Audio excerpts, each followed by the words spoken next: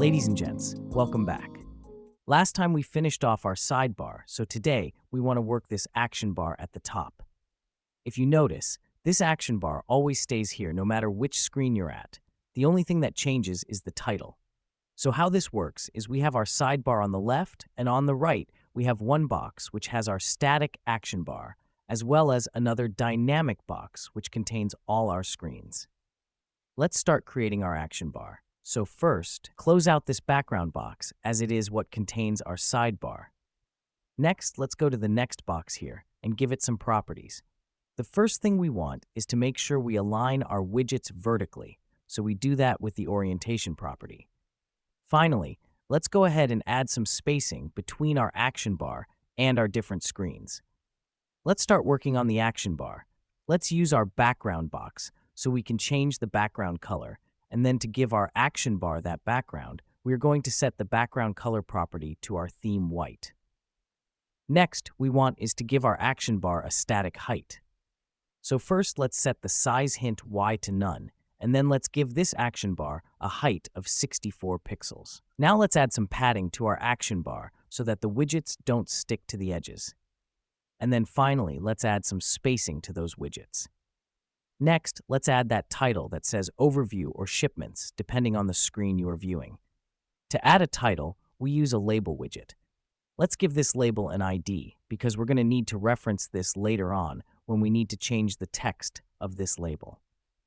Next, let's give this label a default text that says Overview, since Dashboard is the screen that's selected by default. The next thing we want is to set the color of this label to the primary text color we set in our theme. Next, let's go ahead and make sure we use the fonts that we defined in our theme. Let's also change the font size for this label and set it to H1, which is the biggest font size we set in our theme file. Next, let's make sure that the text size for this label is as big as the label itself. Let's go ahead and make sure this label's text is aligned vertically at the center. And then finally, let us set the width of this label to be 25% of the screen size by setting size hint X to 0.25. That's it for the title. So now if we were to go down here and simply add a box layout just to take the rest of the space, and we run this, you will see that we have our overview label at the bottom here. Now if you check our app, next to the label, we have a search input box. Then you have these buttons. Let's add the containers for those before we start working on the widgets themselves. Let's go to this box here. This is the box that will contain our search field. Let's set its size hint X to 0.5. This will make the box take up 50% of the available width. Next, let's duplicate this box and set its size hint X to the remaining 25%. This is the box that will hold our right action buttons. Next, let's add the box that will eventually hold our screens down here. And now, if we run this, you should see our action bar is now at the top because that box layer we just added is going to take the rest of the space on the Y-axis. All right, let's start working on our search field. So this is a custom text field that contains icons. Let's go ahead and create that custom widget now. First, go to the Components folder and create a new file. We'll call this inputs.py. In here, the first thing we want, as with all our custom widgets, is to add in our imports. So let's import the builder so we can use Kivy strings to style our widget. Let's also import some properties that we're going to be setting dynamically in our widget. And then finally, let's import our box layout because this is going to be the container for our custom widget. That's it for our imports. Next, let's create our custom widget class. So in this case, we're going to call our input an extended input. Let's go ahead and make sure we initialize this and pass on all the arguments to the inherited box layout. Next, we want to start styling this in Kivy. So let's open up our builder string and then close it off at the bottom right there. Now we can begin styling in here. Remember I said with Kivy, you have to specify which widget those styles are for. So in our case, the styles are for the extended input widget. Before we actually start styling this, let's give our extended input the properties we want to control. So first, we want to be able to change the background color of our search field. We also want to be able to change the color of the text itself, Shipment. Then we want to be able to change the color of the icon on the left, I call this the leading icon since it's the first icon. And then obviously we also want to be able to change the color of the icon on the right, which is the trailing icon. The next thing we want to be able to change is the color of the border of our widget. We'll also want to be able to change the placeholder text in that text input, or the hint text as it's known in Kivy. Next, we want to be able to set the default text in our text input. And then since we have the leading colors and the trailing colors, we also want to be able to set those icons. So these are the leading icon and the trailing icon. We also want to control the roundness of our text input. So this is going to be the border radius property. Next, let's also set the border width as well as the font size for our text. Since we are dealing with fonts, we also want to be able to set the actual font to use with the font name property. Finally, let's add a flag to set whether this text field accepts multi-line text or not. That's it for the properties. Now let's go ahead and start styling our input. First, we want to deal with the background, so let's access the widget canvas and add the color instruction. Next, let's set the actual color to use. This will be whatever the user set as the background color property. Next, let's draw that rectangle, which is going to represent our background. Now, where do we want to draw this background rectangle? Well, we want it to be exactly where this widget is, and how big should this rectangle be? It should be as big as the widget itself. Finally, we want to smooth out this rectangle with rounded corners, so we use the border radius property. Lovely, we're done with the background. Next, let's style the borders. So go ahead and bring in the color instruction again, so we can set the border color and set the color to be whatever the user set as the border color. Next, let's draw our border. We are going to use a line yet again. If you notice, this is pretty much the same thing we did with our background box. So let's go ahead and bring in our rounded rectangle instruction to draw the line with. Lastly, we want to set the thickness of the line to be what the user set as the border width. That's it for the background. Now we need to start adding in the icons and the text field. First, let's add in that leading icon, which is on the left. To do that, we need to bring in a label and give it some properties. First, let's give it an ID called leading. Next, let's set the text to be whatever the user sets as the leading text. Next, set the color of this label to be the leading color. And then let's give this icon a static width. So first we set its size hint x to none, and then we set our width to be dynamic, like this. What this means is, if we indeed set an icon for this label, then the width of this label is going to be whatever the height is to make sure it's always a square, otherwise it's going to be 0, so that if we didn't add an icon, then this label wouldn't take any space in this widget. Now remember, since we are dealing with icons, we need to set markup as true. The next thing we want is to make sure the text size for this label is equal to the size of the label itself. Next, let's center the icon horizontally and vertically. Finally, let's set the font size for this icon to be 24 pixels. Since this label and the trailing label are pretty much the same thing, with the exception of colors and the label, let's simply duplicate the leading label, highlight these differences, and change these to trailing. We are done with the icons, so next let's create the text input. Let's go in here and add our text input. Now let's go ahead and give this input an ID, and then let's also set the default text for this input to be whatever the user set as the text property. Let's do the same thing for the hint text, which is the placeholder text. Now let's go ahead and set the font size of this text input to be what the user set, and then the font name is going to be what the user has set in the font name property.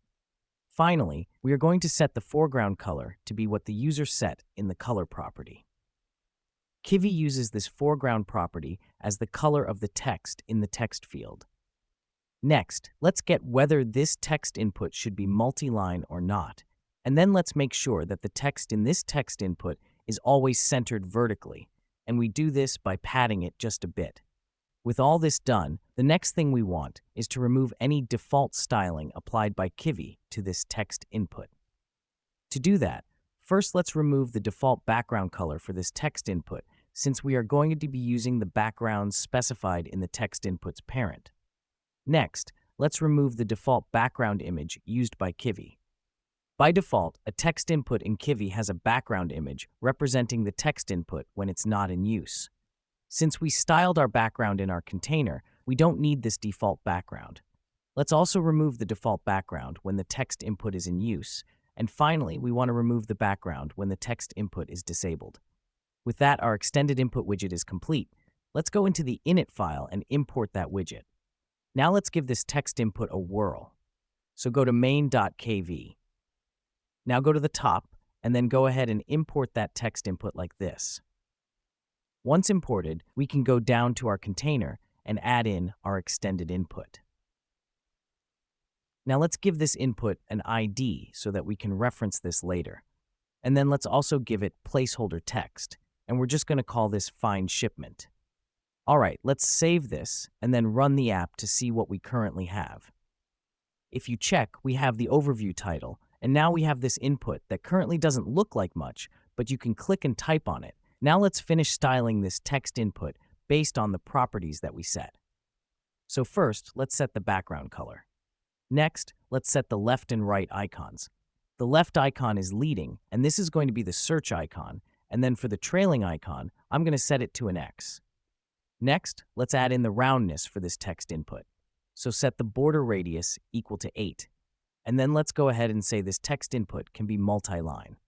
Finally, set the color of the text to be the secondary color. Now if we save and run this, we should now have our beautiful text field. Now that we are done with the search field, let's go ahead and work on the buttons. Since our buttons are going to be custom widgets, let's right-click the Components folder, create a new file, and call it buttons.py. All right, if you look in our app, we have an icon button, a text button. Let's go ahead and create those two buttons. As always, let's start with the imports. Let's import Kivy's builder so we can use KV strings. Next, let's import a button behavior. Not the button itself, but a button behavior. A button behavior is a class that pretty much gives any widget click events, thus making it behave like a button. Next, let's import the box layout, which we use as the parent for our widget, and then let's get some properties that we're going to need.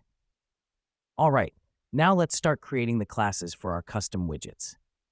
So first, let's create the extended button widget, which is the button containing an icon and text. As with every custom widget in Kivy, let's initialize this and pass on the arguments.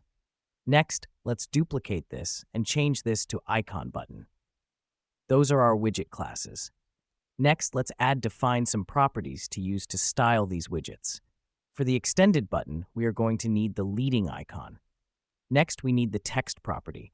This will be the text for that button. We set this to untitled by default. Next, we'll need the trailing icon. For this button to use our fonts, we'll need the font name property. Let's also define a font size property that defaults to 16 pixels. We also want to be able to change the text color as well as the background color of the button. Next, we will want to be able to change the border color and the border radius. Finally, we want to be able to change the border width, which is the thickness of this extended button. That's it for the extended button. Now let's deal with the properties for the icon button. So since it's an icon button, we are going to need an icon property. Then we are also going to need the color of that icon.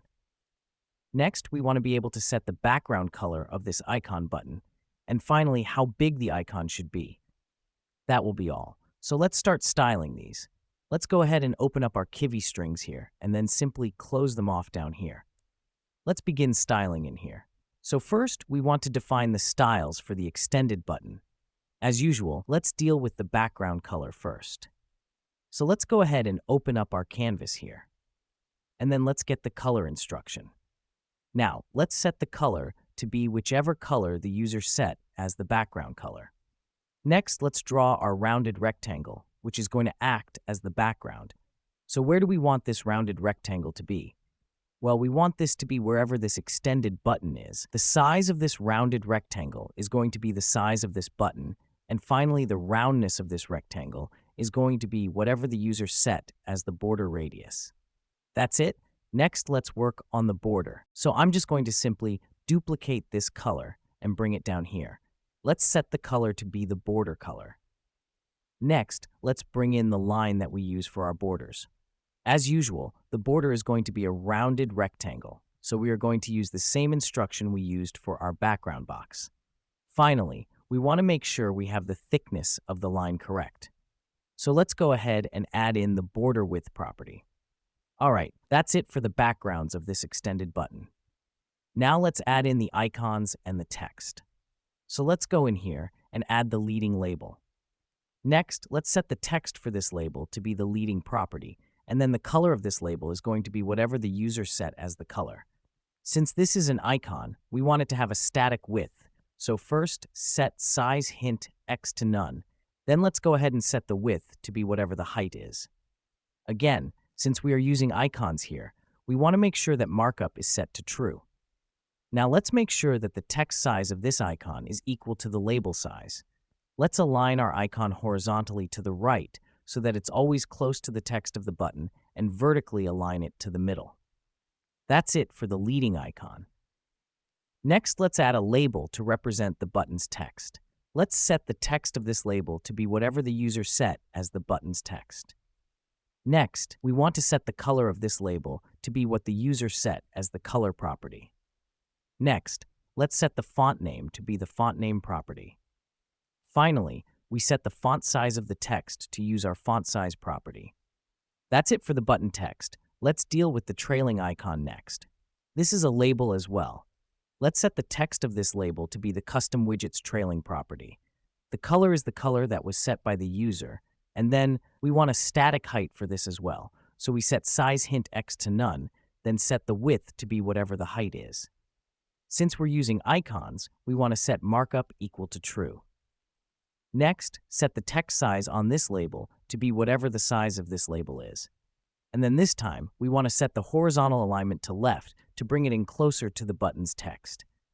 Vertically, we obviously want this to be centered. That's it for our extended button. Next, let's work on the icon button. Let's go down here and open up the icon button class.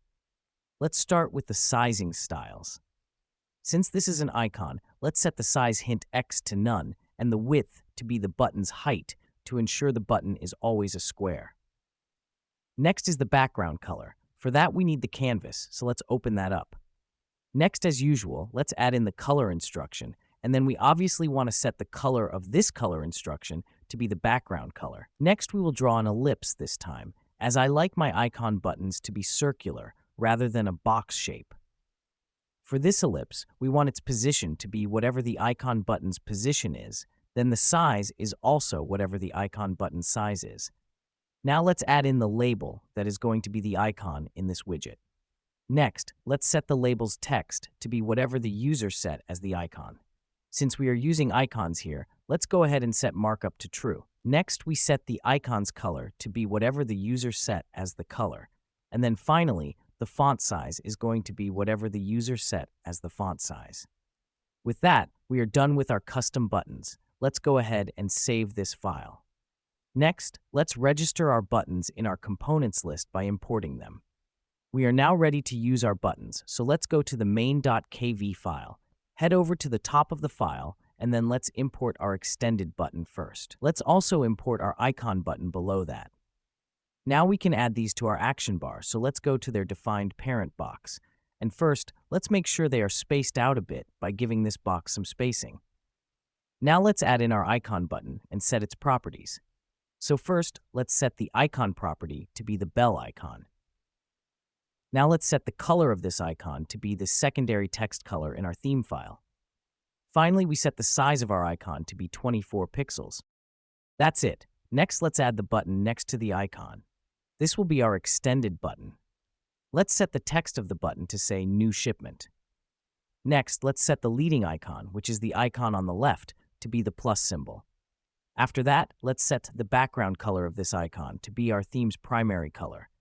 Next, we set the button's text color to be white and the font to use to be the one defined in our theme. Next, let's smooth this button out. So, we do this with the border radius property. That's pretty much it for this button and action bar as a whole. So let's go ahead and save this. Now, if we run this, you see we have our lovely action bar showing all our custom widgets. This wraps up this installation of the series. In the next video, we'll start working on the dashboard screen. All the code for this video will be in the link in the description. If you enjoyed this content, be sure to like this video to help it get recognized. Also, subscribe to the channel to get more content like this. Stay safe and enjoy the rest of your day.